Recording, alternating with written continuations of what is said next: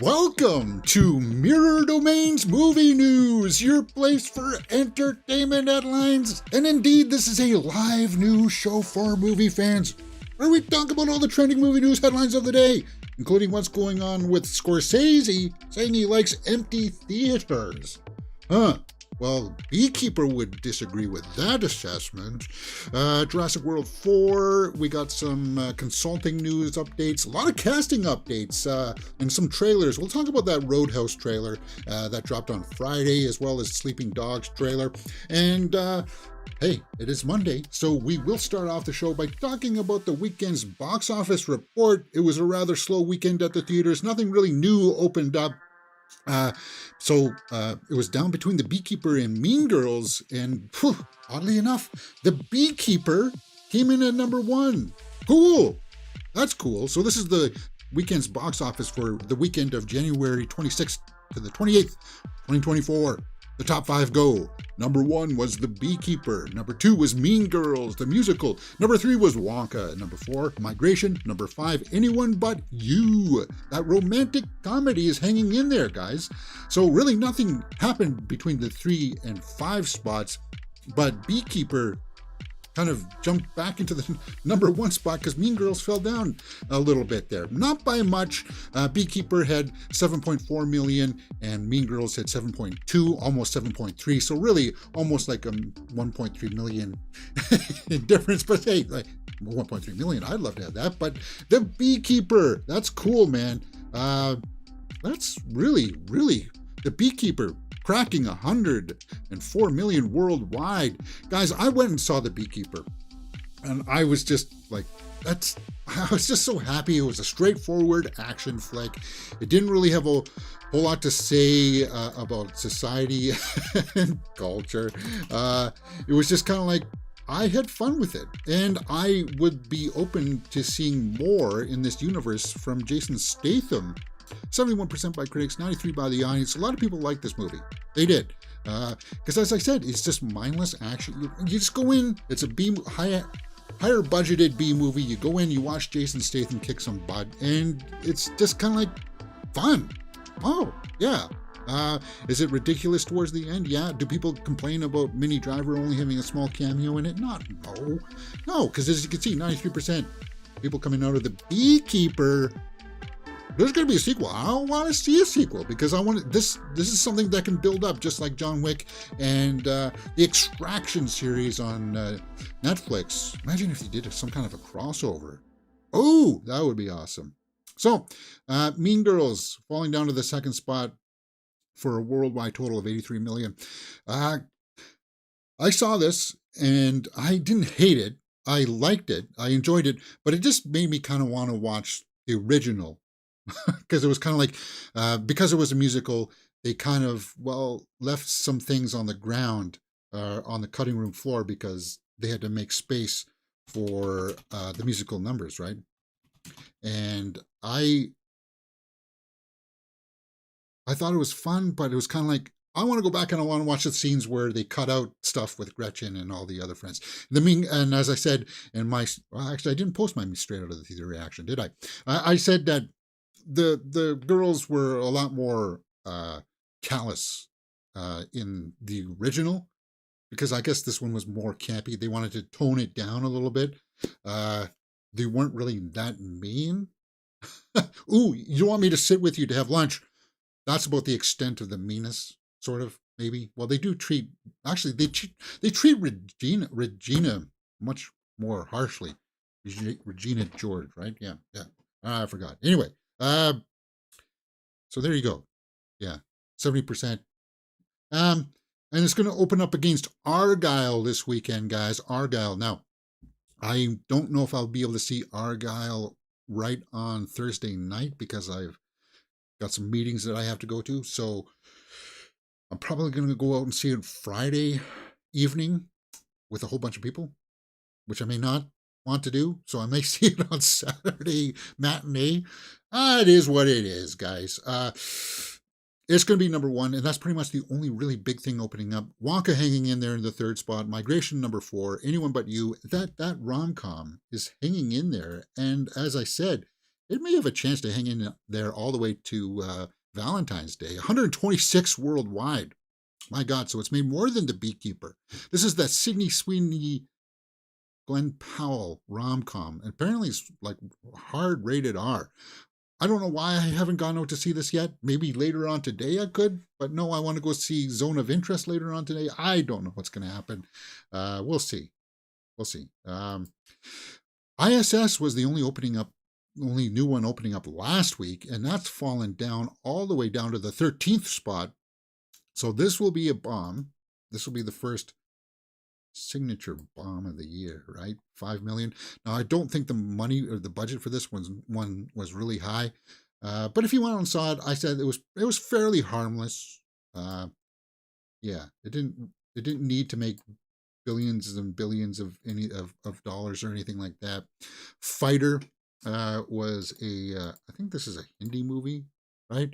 Top IAF aviators come together to face imminent danger to form air dragons. Oh, cool.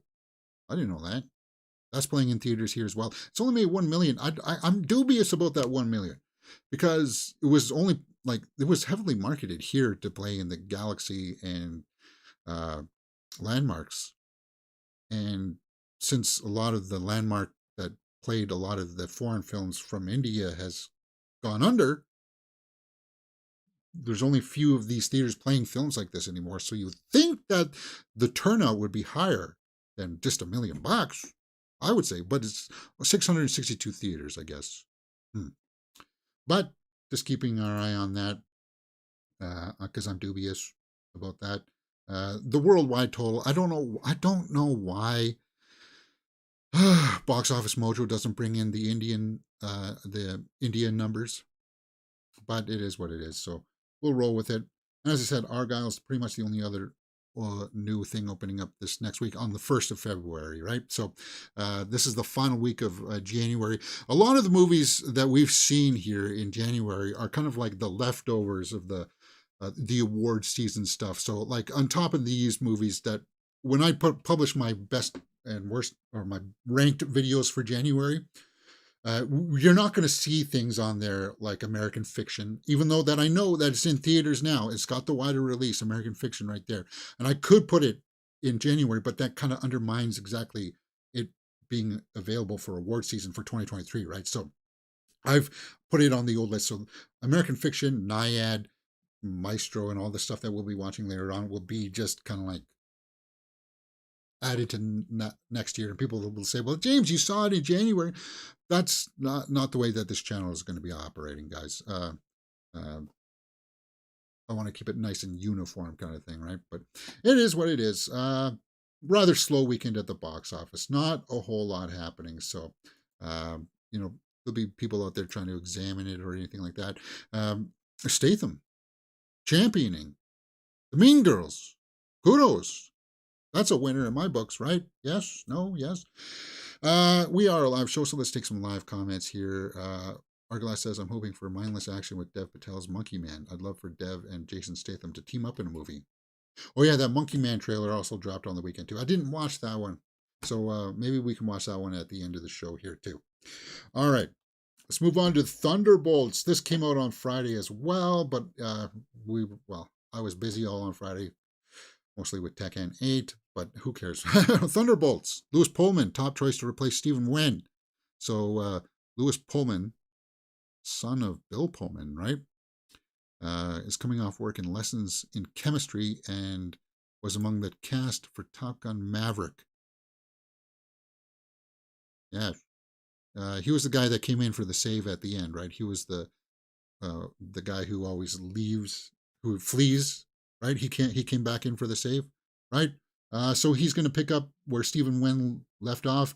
Stephen Wen left for scheduling issues, if you believe that. Some people don't, and they try to spin that into some sensationalized outrage, but whatever. It is what it is. It's business, right? I don't have the highest hopes for the Thunderbolts movie. I think because this was greenlit and written, the script was written, that was casted all under the old regime, like the older model of kind of like, let's throw out as much stuff as we can, and people will go out and see it anyways because it's MCU. And I just it's like it's their version of the Suicide Squad. What's going on here? Why are you scrolling up? I'm just going like this. Um, Thunderbolts is like their version of the Suicide Squad, the MCU's version of the Suicide Squad, and it's kind of like, guys, if it's not driving towards an Avengers movie, I'm not interested. Kind of like Eternals. Did that drive towards an Eternal, an Avengers? No. And have we seen any of the Eternals pop up in any of the other stuff, which it should, but it's not. But James, we can have solid standalone MCU films. Okay, but market it as that, right? Market it as that. That it's a standalone kind of thing. Is Thunderbolts going to be like that? But no, it's because it's going to have people in there from Black Widow.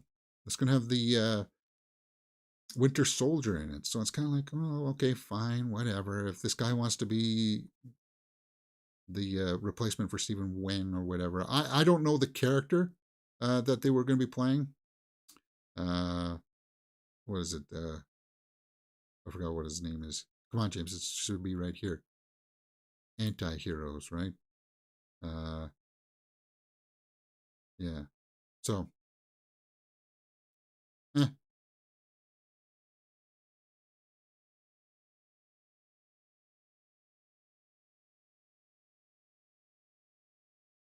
yeah, it is what it is. uh, People have talked about that. We'll just keep our eye on it. Next, Jurassic World 4. Yeah, we got this news last week as well. Steve Broussat returns as paleontology consultant for the new sequel. So it's good. What I really liked about Jurassic World Dominion, even though I thought it was a weaker film than the first two Jurassic World movies, um, was that they were starting to put the feathers on the dinosaurs that had feathers, right? I was like, finally, okay. Yeah, that was the yeah.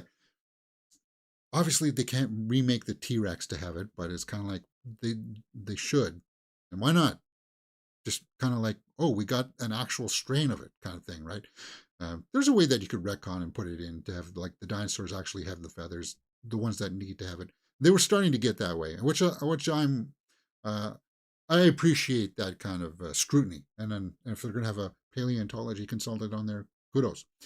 Uh, Jurassic World Dominion felt kind of bit like a missed opportunity for me, at least, because they had a good premise, they had a good setup. I love the cast. It's just there was something in the execution of it. There was kind of like, yeesh, yeah. But we'll see. So things are working along with this. It's happening. The reports are true. There's a new Jurassic World film in the works what's gonna be about a totally new group of people. It's not going to be the old cast or anything like that. It's going to be happening else worlds kind of thing. Like, well, in the same universe, but just along the same kind of like, uh, well, what happened to the north side of the island? What happened to the people who left the island on the boat on the first in the first movie kind of thing, right? Well, what happened to all those people? Like, they worked there. They kind of thing.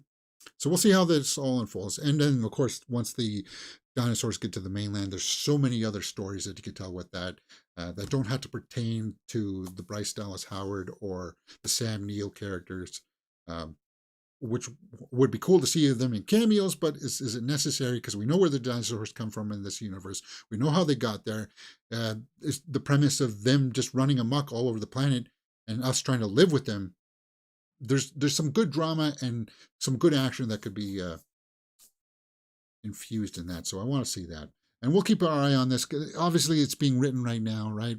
They're developing the story. So we'll have to see how this all unfolds. But more work done on Jurassic World 4. Uh, hey, guys, if you like this kind of stuff, we are live usually at 10:30 a.m. That I think may be switching. We may be going earlier in the day, perhaps. I don't know. For this year, we may be going down to 10 a.m. in the morning. It's just because it's easier for me. I'm kind of like, I was sitting on my hands here for the last half an hour, except for the last part where I was trying to get this video up on, I was trying to get up a short onto the channel. So I got that up there. So um, it's going to be one of the stories that we'll be talking about here in just a few minutes. But if you like this kind of stuff, by all means, come join us here on the channel because we got movie reviews for The Beekeeper. That's #1 in the box office again this weekend. We watched series like Echo. Ooh, that came and went. Nobody's talking about that anymore.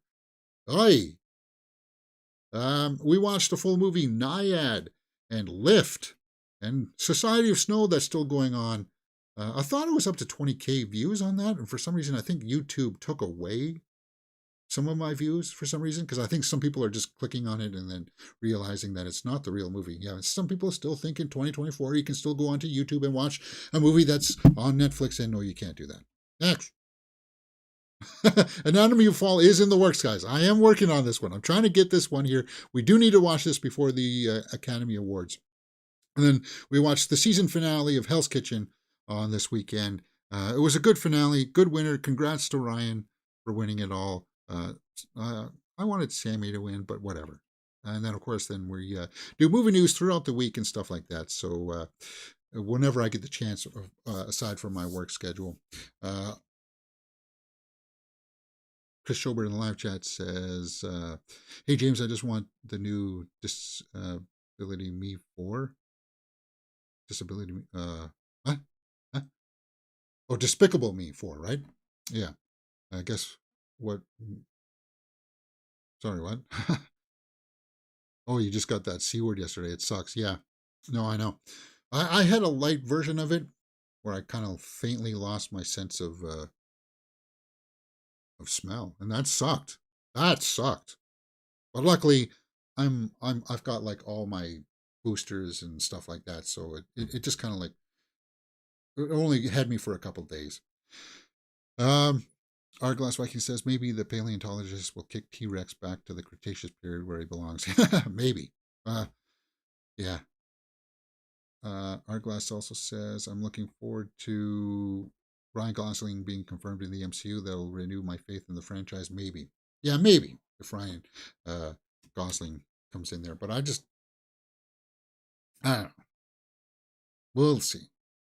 We'll see what they've got to be making an announcement with what's going on in the MCU soon, because there's all these rumors going around of who's going to be recast as Kang. Are they going to use Kang? They say that they're still using Kang. Is it going to be Coleman Domingo? Is it going to be John David Washington? This is the latest rumor I heard, and I'd be fine with either of those if they're still going to use the Kang route. But drive it.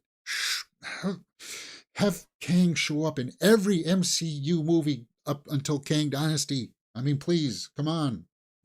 Anyway, let's talk about Scorsese coming in with a kind of a weird quote here. Martin Scorsese likes a quiet, empty theater. Well, me too, Martin. Me too. I like people in there if it's like a comedy or if it's like a horror. It'll be screaming and yelling all at the same parts. But if I'm watching like a nice drama, perhaps, or even like an action movie, I still prefer just to be by myself. But whatever. He says he's got like his old man motif still going on here. He says audiences have become too raucous at the theater. I don't mind people like talking every now and then, but if you're constantly narrating the film as if you were doing a YouTube reaction video like I do, that's annoying. These are annoying in theaters. These are really annoying in the theaters. But so I agree with him on those sentiments. Let's just see what he says here. Yeah, he said to Variety recently, quote, I'm short and there's always a big person in front of me. It's the same with Broadway. I can't go to the theater. There's someone in front of me and I can't see the stage or hear the show. I really enjoy IMAX as I get older. You go in, you sit up in the back and you're sort of looking up. Yeah, you're looking up. And theaters, and depending on which theaters you go to, stadium seating, you're not looking over anybody anymore. So I don't know what he's talking about with that. We'll have to see how that goes. But yeah, I agree with him. I haven't really had any problems with people in the theaters lately. Yeah, there was one movie last year where there was this couple that just constantly, non-stop jabbering. And it's kind of like, We don't need to hear your opinions about the movies. Like, you laugh when you laugh, you cry when you cry, and you go gasp when you gasp. But you don't have to constantly tell me, oh, Sandra just went to there. It's like, yeah, I'm watching the movie too. You don't need to tell us this kind of thing, right? But it is what it is. So, Scorsese doesn't trust fellow moviegoers. Will behave. Regular screenings, I have found, the audiences become a bit more raucous than they used to be. Maybe it's always been like that. In the 50s, we used to yell back at the screen. Yeah. Well, in the 50s, it was a lot different too, right? But it's very important to me to support films while they're on the big screen. I'll just wait a while. Huh. So, are any comments here? Any rebuttals? I've seen many movies in an empty theater, and it's wonderful. Well, because most of the time is, I went to a movie in Toronto last weekend, and it was for 2 tickets, $48. Two, and that's not in like the VIP theater. That's what it used to be to go to the VIP theater, the full recliner where you get the dinner table over you and stuff like that, and they come give you a meal. That's what it used to be. This was just for the normal AVX. God's sakes. Anyway, yeah, and it's because of those high prices, people just aren't going anymore. You know, people would go to the theater to see the movie if it was a $5 ticket and it was just a wood bench. I kid you not. It was just a wood bench, no backing or anything like that. $5. Go sit in there, watch the movie. Okay. And they would buy their popcorn and sit down. It's not about this, like, you have a comfortable seat, one that reclines a little bit, right? But I don't need all the footrests that come up like this, or I don't need all that stuff. I don't. But anyway, um, I've seen many movies in the theater, watched more movies at home before, so they tend to ask questions of film out loud. Yeah, so people tend to ask questions about things out loud in the theater. Uh, Having to the theater yourself is so underrated. There's only one movie I've seen in IMAX, Godzilla X Kong. I may go see that Oppenheimer if they got it re-released in theaters in IMAX. There's the pseudo IMAX. I don't like that. It's not IMAX, guys. IMAX is the big screen, but it's the IMAX sound, so they can use that in normal sounds, and it's kind of like you put on some glasses to make the screen look bigger. And it's like, whatever. That's not what it is. So there's some people really putting in some verbose comments there. This is up on Joe Blow, guys. So if you want to see and read some of those comments, some of the retorts, I guess, to Scorsese appreciating an empty theater, we'll have to see about that. All right, let's go in and talk about Dune Part 2, and because that's not going to have an empty theater. And I just released a short about this story. Tenet is going to be having a re-release in IMAX. We just talked about that, as it comes back to theaters for a 1-week IMAX with Dune 2 footage. Now, I like Tenet in the theater. I rewatched it when it was on Netflix, and I was kind of like, talking about John David Washington there. Maybe he could be the new Kang. He would do a good job. But it's kind of like, I don't know if I ever want to watch Tenet again. Actually, James, you loved Elizabeth Debicki in that movie. Maybe you should watch it again on the big screen. Ooh, yes, I did. Anyway, Friday, February 23, Tenet will be in theaters with an exclusive footage from Dune Part 2. Yes, they've started to ramp up the marketing materials for Dune Part 1, which will be on Friday, March 1st in theaters. So, God, guys, we're just a month away from Dune Part 2. Cool. I'm hyped. I'm anticipated. This was supposed to come out last year. It got pushed because of the strikes and stuff like that. They didn't know if actors would be able to go out and promote it. So they really got to be wrapping this stuff up, right? So Nolan remarks, Christopher Nolan, the director of Tenet, says, seeing the way audiences respond to our large format presentations of Oppenheimer, I'm thrilled that Warner Bros. Is giving audiences a chance to see Tenet the way that I intended it to be seen. On the largest IMAX screens, I'm honored to have our movie warm up film projectors for Denis' jaw-dropping Dune Part 2. Yes, for 1 week only, you'll be able to go see Tenet, and I may go see Tenet again because I like Elizabeth Debicki, and I do like the time travel kind of angle to it. I do like that. But talking about Dune Part 2, ramping up its marketing materials, Dune 2, popcorn bucket looks more than just a sandworm. Yes, there's the popcorn bucket. This is the popcorn bucket for Dune Part 2. What do guys, I'm speechless. Who looked at this and said, yes? Now, this may be a farce. I published my short this morning about this.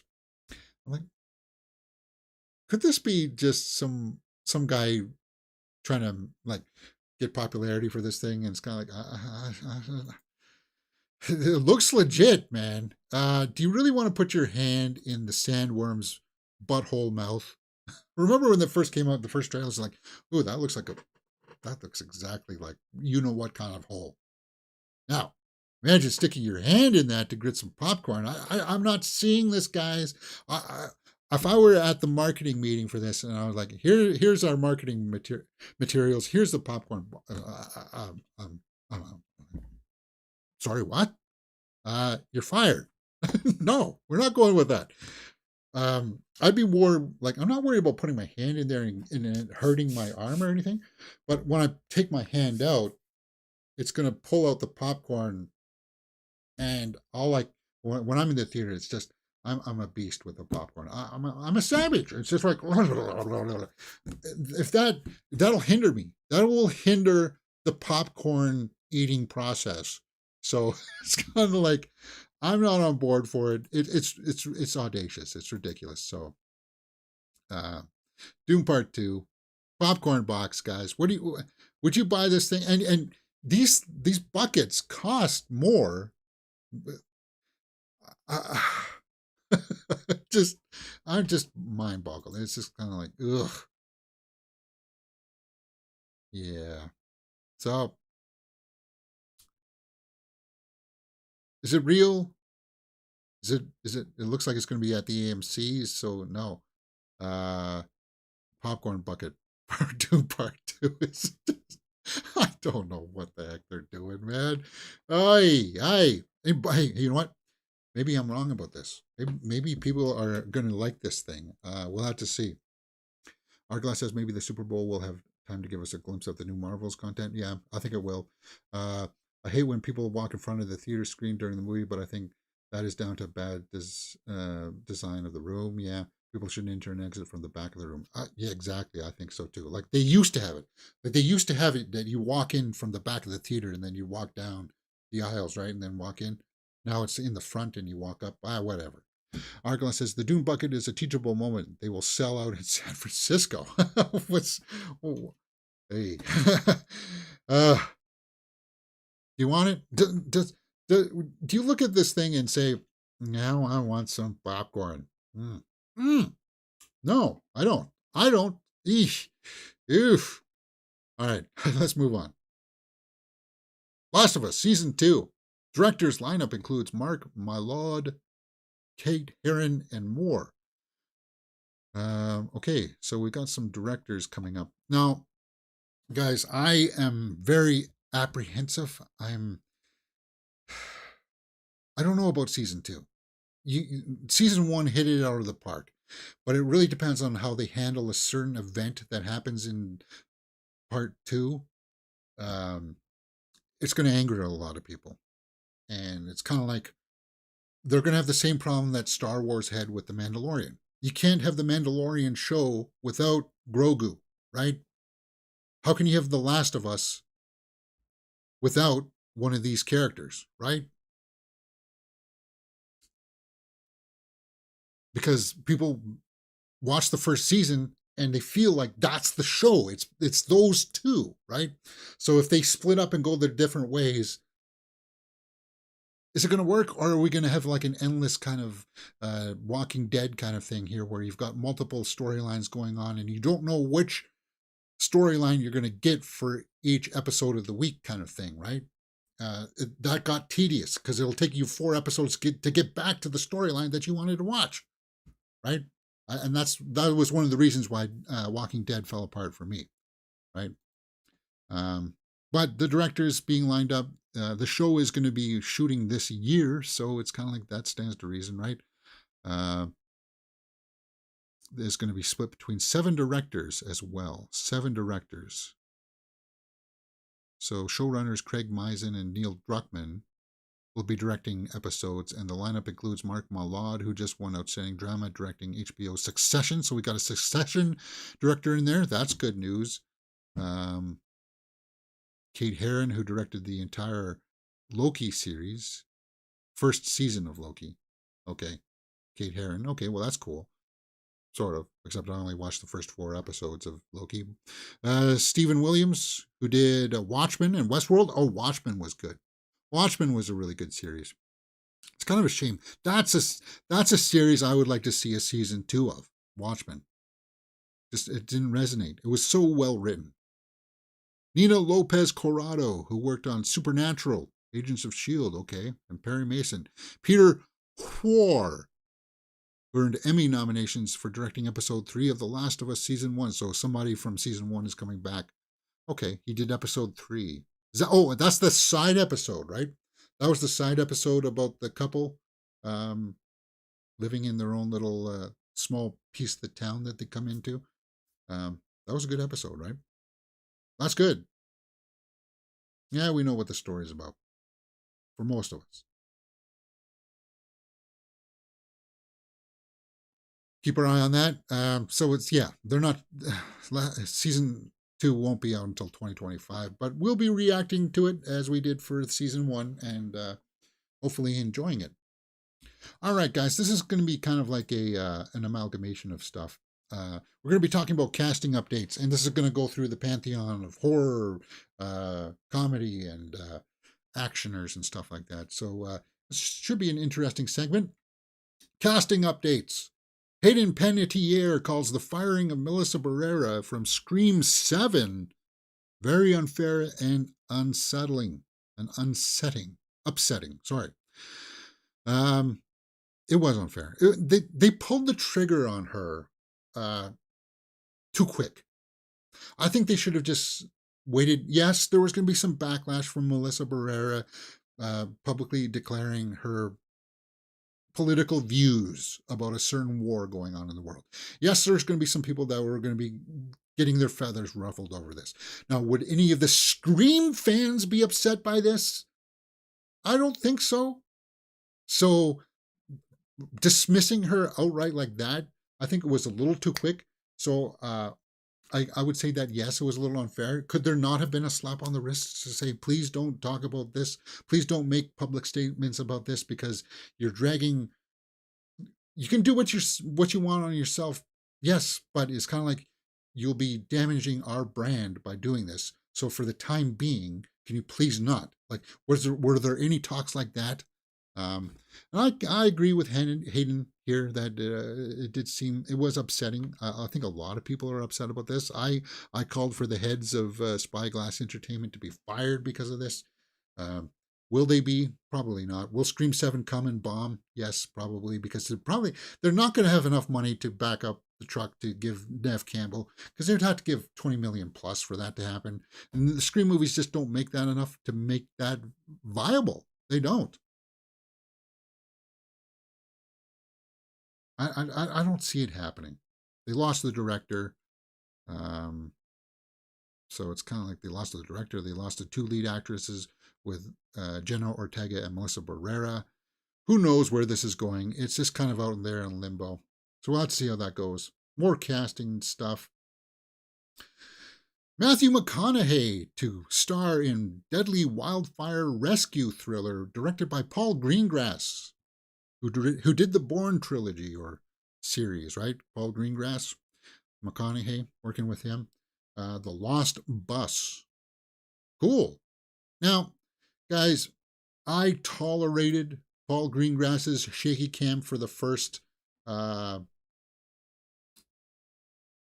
Bourne movie, but after that, I was kind of like, guys, stop it. I get it that it was, you cheated. You not cheated. How do I say this? You made it all choppy and handheld like that because you were trying to hide the fact that, hey, this is a quicker and faster way of doing it, instead of having like the actors come in and spend months rehearsing the stuff. Yeah, they still worked on it and rehearsed it, but it was kind of shot in a way where we don't need to have it that exact because we're never going to have a wide shot of just straight up action shown to us like Jackie Chan style, right? Anyway, it was a style. It came, it went. Hopefully, it's gone forever. We don't go back to that shaky cam, quick 1.5 second cuts for the fight sequences. Anyway, enough about Paul Greengrass. You guys know how I feel about him. McConaughey's top tier talent. I like the premise of like a wildfire. And maybe now is a little bit more of a decent time to talk about wildfires and stuff like that. Because yes, California gets their share, and last year, all in British Columbia in Canada, they had their fair share of fires. Uh, so yeah, enough time has passed that I think this could happen. Well, it is happening. Um, and I'd see this movie, right? According to reports, Greengrass has yet to close the deal. Okay, but it's coming together. It's being from the production coming from Jamie Lee Curtis's Comet Pictures, Jason Blum's Blumhouse. Really, it's a couple of people, a couple of production houses trying to make this happen here. I remember Campfire 2018. Huh. Lost Bus. So as for Lost Bus, the story will tell the story through the eyes and the experience of Kevin McKay, a brave bus driver, and Mary Ludwig, a schoolteacher who helped navigate a bus full of children through the wildfire as the blaze crept toward the town of Paradise. The devastating fire killed 85 people. Oof. And the majority of Paradise. Oh, so he'll be the bus driver. Who's going to play the... Hopefully Emily Blunt. That would be kind of cool, right? Get Emily Blunt on this. That would be awesome. That's what I want to see. I'm on board for that. What do you guys think about that? More casting news. Henry Cavill is ready to bulk up for the Highlander. Now, guys, Chad Stahelski, who did the John Wick, is going to be doing this Highlander reboot. And it seems like this movie should have come out years ago because they announced this like 4 or 5 years ago. And Henry Cavill doesn't have to bulk up too much. Do you really think that Connor McLeod was that bulked, though? I mean, that's something that I felt like worked for Christophe Lambert, was that he wasn't he wasn't Arnold Schwarzenegger, right? And that's but he knew how to fight, he had how to use the sword, and he was very good at it. And that's what I felt was cool. He doesn't have to be Geralt, right? And maybe they are going for the Geralt kind of thing again, right? I don't know. Or maybe he's playing the Kurgan. That would be cool. But apparently, no, he's going to be playing Connor. And they've, from what I've understood, they have cast the Kurgan. We just don't know it yet. And it's going to be a surprise from what I heard. And I'm keeping my eyes open for any kind of headline on this project, guys, because I really like the first Highlander movie. In fact, I think why don't I own it on Blu-ray? I should. Chris Schober, do you have that on Blu-ray? Do you have the original Highlander? Because it was a good movie, man. Yeah. I'm looking forward to it. From the director of John Wick movies, right? Chad Stahelski. Finally, this thing is getting underway. So what is this? Just an Instagram thing of him pumping iron?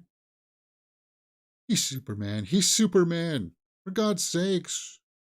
I mean, Corin Sweat, he's got the same kind of lower face area, and they say words in the same tone. Oh, that's 240 weeks ago. No, this is a sign from him bulking up on 2019. So this is for a Witcher series when he was doing that. I don't know. He's going to be in Argyle this weekend, though, guys. Look at that, looking dapper and the double-breasted. That's coming back, isn't it? Looking sharp.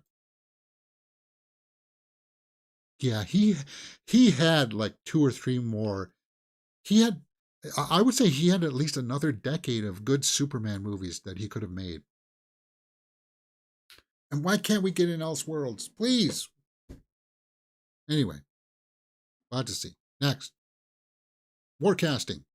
Edward Norton to replace Benedict Cumberbatch as Peter Seeger in A Complete Unknown, the James Mangold directed Bob Dylan film. Okay. Wait a minute. I thought Timothée Chalamet was going to be in a Bob Dylan film. Now Edward Norton's going to be in one from James Mangold. I don't know what the heck's going on with all these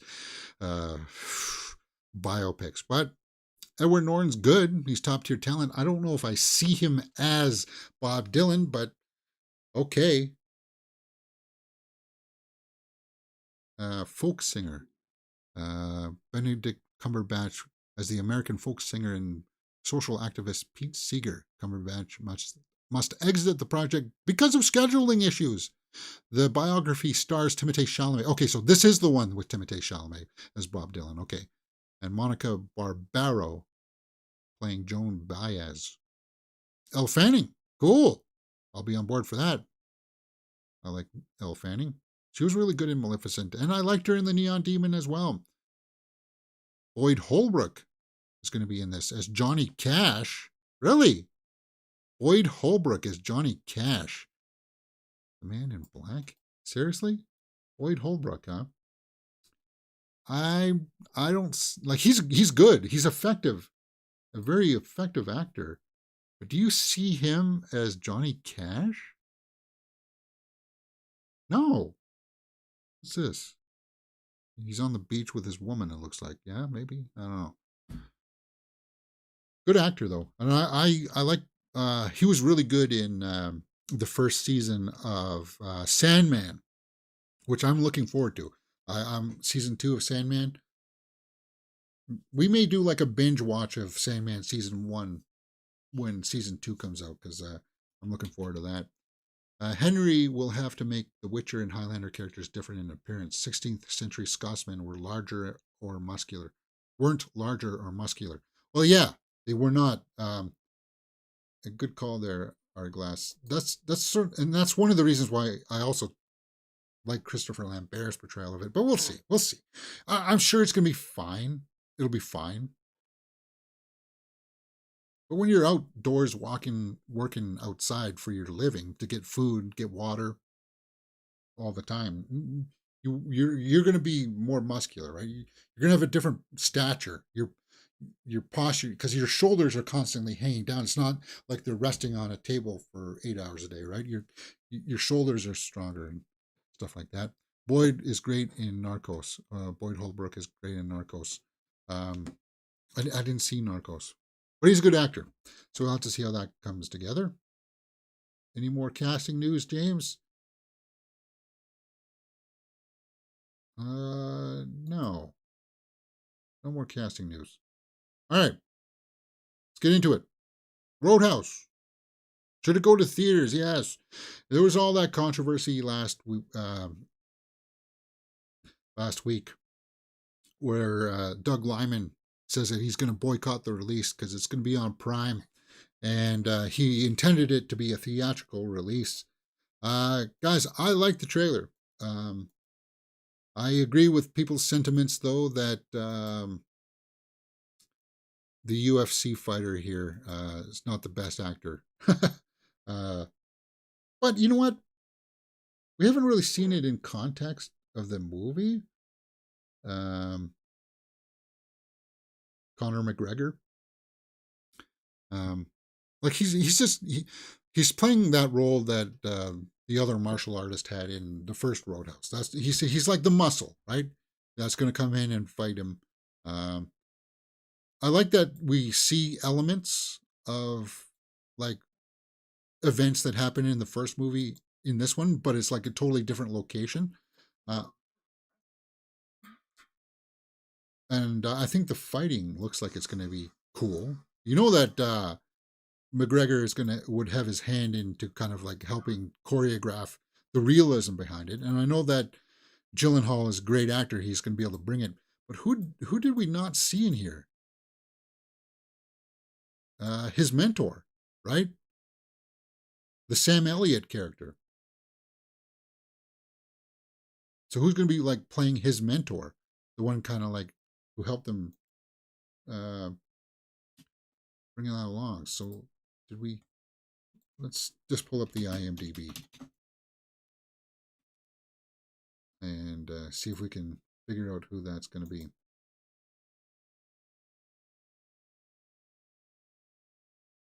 Dalton is Jake Gyllenhaal. Knox is Conor McGregor. Red Brandt.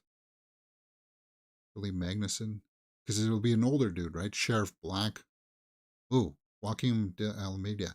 Media. He was good last year in that movie, Missing. He was really good in Missing. Yeah, right there. With Storm Reed. He was really good. So he's going to be part of the town that gets corrupted by the gangster guy or whatever. That'd be cool. Yeah. Vince Bonap. Yeah, I'm not seeing an older gentleman on here that could play that role. Maybe the sheriff will play that role. I don't know. Ben Brandt is the bad guy, right? Or sorry, Billy Magnuson. He's the bad guy, right? Um, but I like the trailer, and I do agree with the sentiments of everybody else out there that this movie it should be in theaters. It's a slap in the face that it's not. Um, but it's on Prime. It's going to be on Prime. I'm going to be signing up for Amazon Prime to watch this. We will watch this together, guys, and we'll say, yeah. Remember when they were first trying to start this off the ground, guys? It wasn't Jake Gyllenhaal. It was. Oh yeah, yeah. This is the bad guy right here, right? Is that the sheriff? Oh, that's so. The sheriff will be corrupt as well. Um,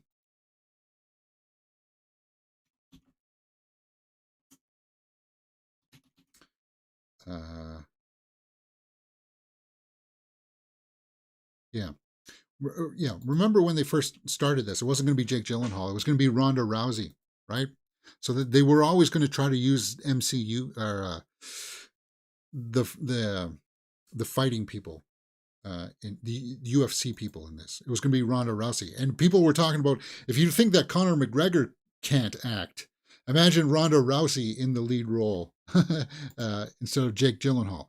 No, Jake will bring enough clout, acting wise, right? That I hope like there was a gentleness but firmness or to Patrick Swayze, right? There was yeah, he dealt with violence and violent things happened to him. But he had this like optimistic, gentle way to look at it, kind of like there's no winners in a fight when it goes down. Yes, I know how to handle myself, but it's kind of like we do it the nice way kind of thing, right? And it was cool to see that happen in the trailer too, right? When he says that line too, like there's no winners in a fight kind of thing.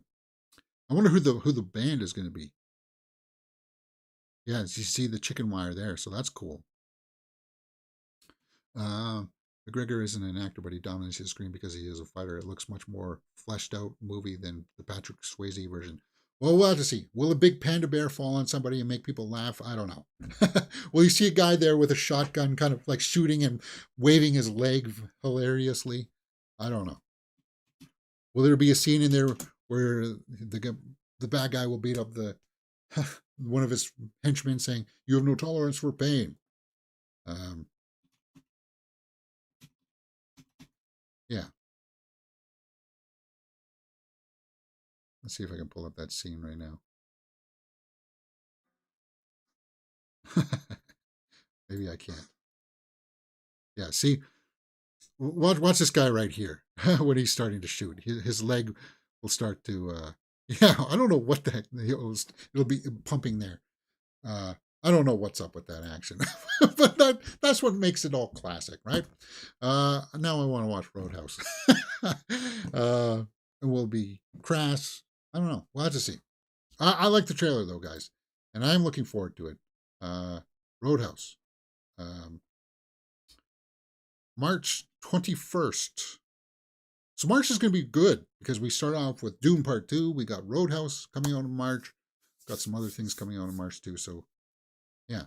Well, what else comes out in March, James? Can't you say?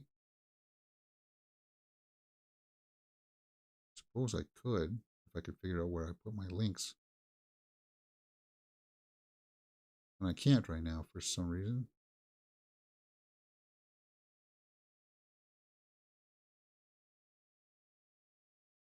February, March.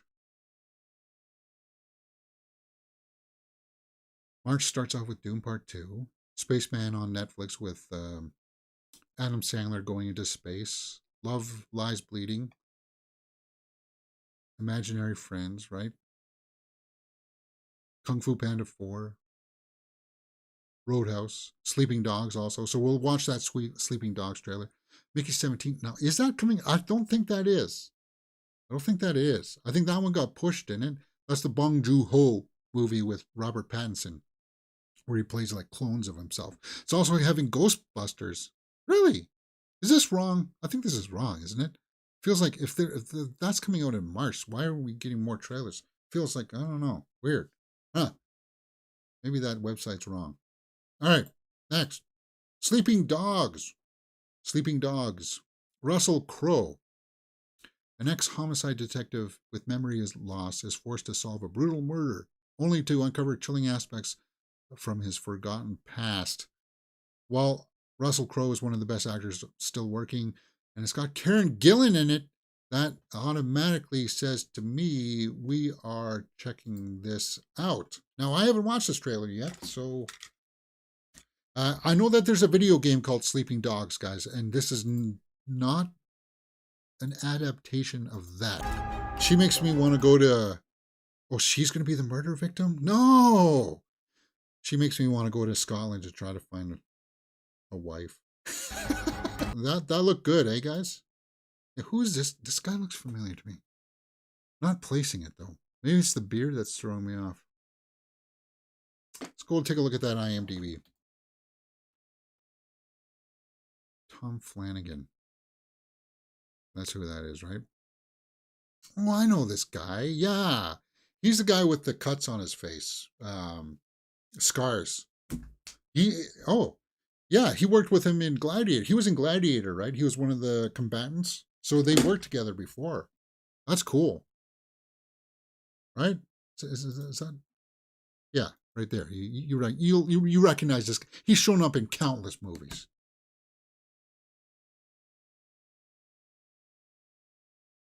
Good actor. Again, somebody who just comes and puts in these small side roles and puts in his work, and that's cool. So he's going to be in this movie. Cool. I dig it, man.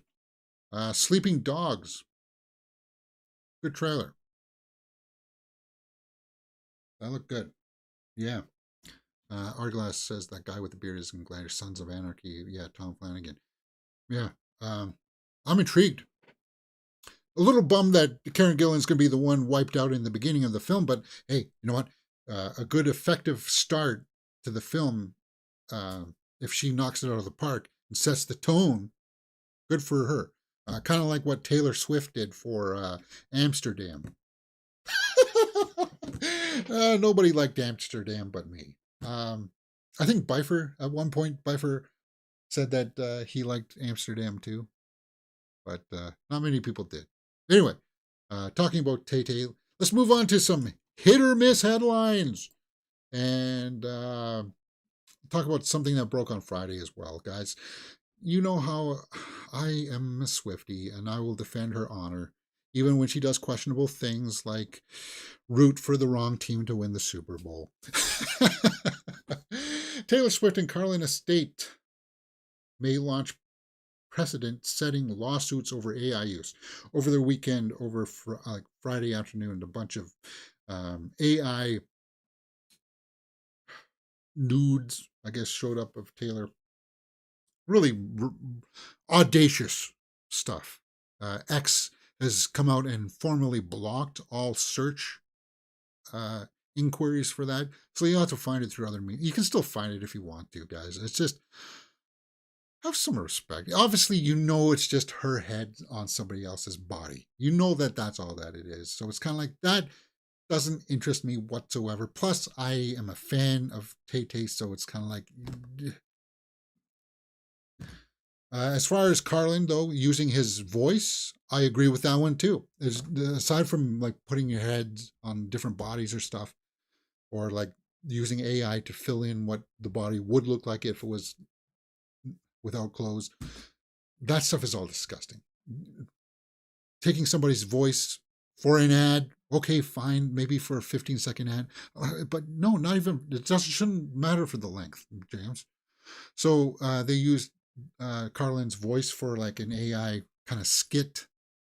Yeah, I don't think that's kosher as well. So I think in the end, it's going to be an uphill battle to fight companies using the AI technologies to promote things. And I think there's a consensus though that has to be come across where it's like if you're using them for like to try to gain revenue off these kinds of things, then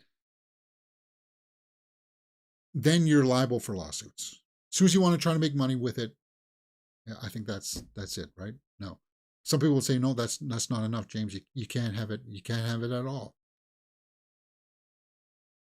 But the technology allows you to do it so easily. So it's gonna get abused. We're starting the phase now to it's kind of like we used to drink and drive at the same time. We used to smoke on airplanes at the same time.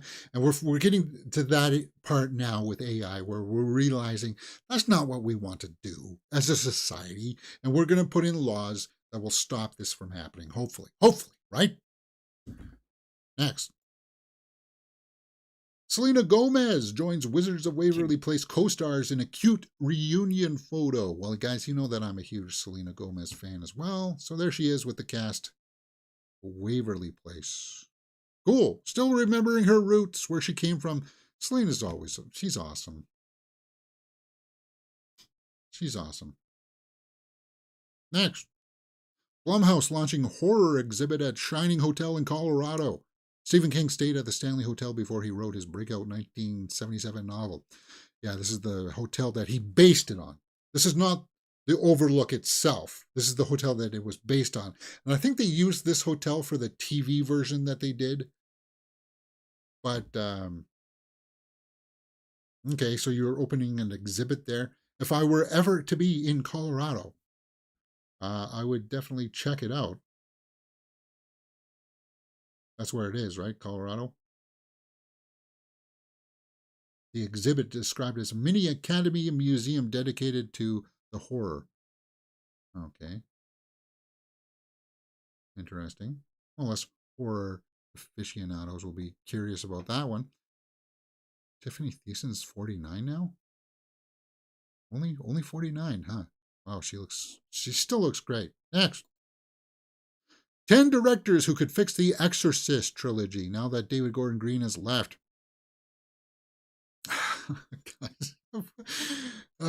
You guys know how I feel about David Gordon Green. He did the Halloween series, the rebooted series. Brand recognition gave this guy success. He rode that coattail of brand recognition. He made some really bad movies that people forgave because of the brand. Exorcist Believer ended up on my worst list of the year last year. So can they course correct? Can they course correct? Yes, they can. But it's almost as if they would have to retcon kind of what they started out as. They paid a pretty penny. They paid over $400 million for the rights just to make these movies, so they are going to make more. The Exorcist Believer did make over $100 million, despite everybody coming out of it and saying it's a terrible movie. It's one of the worst movies of the year. People still went to it because of the brand name, Exorcist. They wanted to see. I wish we got away from the scarred faces stuff. I know that it's whatever. So what's this list of 10 people that could make it up? Karen Kusama did Jennifer's Body, Destroyer, and The Invitation. Okay, well, that would be an interesting choice. James Wan, yeah, of course, James Wan could. You know that he could do horror. I don't know if that's what he wants to do. I prefer James Wan doing his own stuff like Malignant, because his imagination is just wild. But yeah, he could do that. Isa Lopez, who did True Detective, Tigers Are Not Afraid, don't know her work. Jeff Nichols, who did Mud, Take Shelter, and Midnight Special. That's an interesting choice. He's a bit more of a dramatic kind of thing. He does take on some kind of um, genre stuff with like Midnight Special, where it's like a kid who has to get to an alien ship or he'll die or something like that. Michael Shannon's in it. Really good movie. Really good movie. So he does do abstract stuff. I don't know if that's the right fit for him though. Jordan Peele. That's somebody who I think, would love to get his hands on The Exorcist. That's my choice because he championed the Twilight Zone stuff, right? He was inspired by all this stuff. You don't think for one second that The Exorcist is something that inspires Jordan Peele? Of course it is. That would be awesome. I'd like to see that. Jennifer Kent, who did The Babadook, The Nightingale, and did an episode of Del Toro's Cabinet of Curiosities. One of the better episodes of Cabinet of Curiosities, but it was a little bit more of she's known for a slower paced unraveling of this tension, unsettling uneasiness. Maybe it could work. Maybe she could work. I don't know. She wouldn't be my number one, but she could maybe do it. Mike Flanagan. If you can't have Jordan Peele, Mike Flanagan would be awesome at it. But he's so consumed with doing his own stuff, of writing and developing his own stuff. If you didn't watch Midnight Mass or the Fall of the House of Usher last year, it was a masterpiece in my opinions. I think he's a great director. But again, he's somebody else too who likes to get caught up in his own works and developing his own stuff like James Wan. So it would be a good choice, but I don't know. Gigi Saul Guerrero, God of Death, Bingo Hell, Culture Shock. Don't know. Lee Winnell, Invisible Man, did Upgrade. He was also the guy in Saw, so he's worked with James Wan before. He was the guy in Saw that was left in the chamber at the end. He could maybe do it. Ty West is your number one pick. He did, of course, X and Pearl, House of the Devil, and Sacrament. He's kind of like the new and upcoming thing, right? He could maybe do it. Ty West. But he's consumed with his X series, right? Jordan Peele produces Monkey Man, Art Glass says. Oh, okay. All right, guys. A few more. Zoe Kravitz's Thriller is now going to be called Blink Twice. This was going to be called That Island there, the P Island. It stars Channing Tatum. Her directorial debut comes out in August. Yeah, this movie shot a while back, and it kind of got disappeared during the pandemic because it was shot before the pandemic, right? I remember years ago coming out with this story, but it's getting its release, and I'll keep my eye on it because Zoe Kravitz is a huge talent, and I want to see what she can do behind the camera.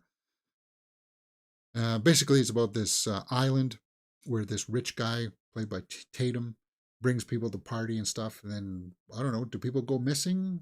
Get experimented on for some weird reasons? Who knows? It's kind of like one of those weird movies. We'll see how that one goes.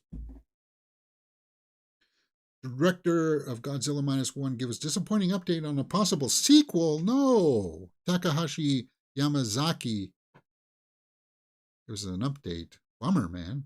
So what did he say? What does he say? No, there's no such talk at all. But I might be a little sad if someone else isn't chosen to direct the next Godzilla movie. When someone says, this is the person who will direct the next Godzilla, I think, ah. And then when someone says, please do it, I think, ah. If I were to direct the next movie, I would like to do a sequel to this one. But since there have been 2 standalone Godzilla movies in a row, I think the next movie will probably have to include an enemy monster.